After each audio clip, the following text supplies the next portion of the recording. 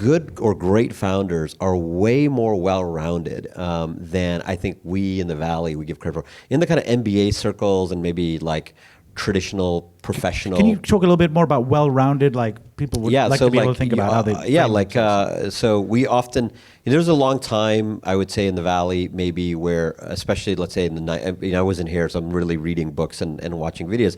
The 90s where you had technical founders that are replaced by professional CEOs. And then that somehow changed in the mid-2000s. Partly for places like YC, where Paul Graham is like, hey, we're just going to take engineers and teach them business. Right. Partly people like Andreessen Horowitz who are saying, hey, we're just going to be a founder-oriented firm rather than other firms. And so now today, it's like those things are like table stakes. They're so common that nobody really even debates those things. Everyone thinks that that's the norm and expectation.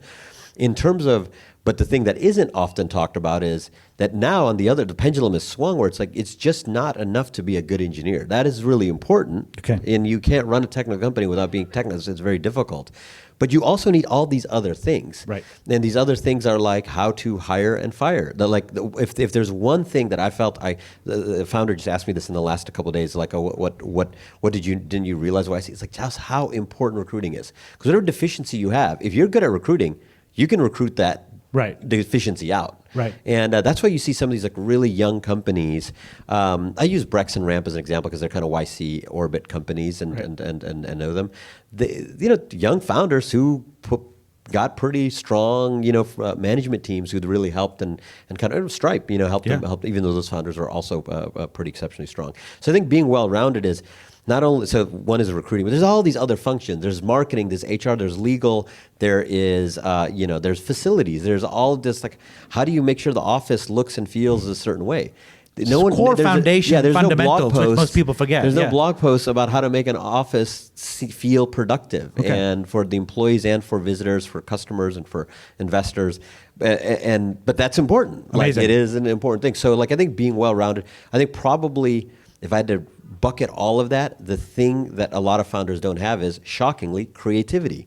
Like, because it's shocking. I'm being a little bit sarcastic in the sense of engineers tend to not to think a lot about, creativity is really, really important. It is important. If you want to be a good engineer, creativity is important. But I think it's just not emphasized within this community of venture-backed software companies, which is like, hey, creativity is actually really important because creativity allows you to look at the same problem and maybe approach it at just a few different angle, and then maybe unlock up an answer that you didn't think before.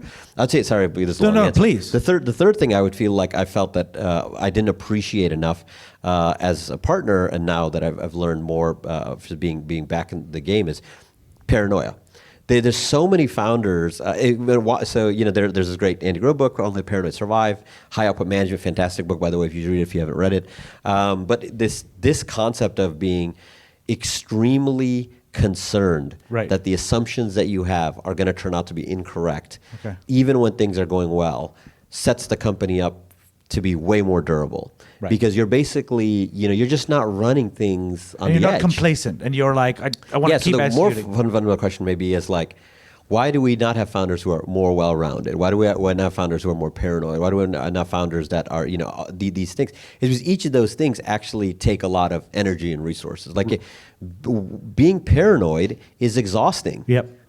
Like it is. I speak from myself. I get that. Like it is absolutely exhausting. You never celebrate.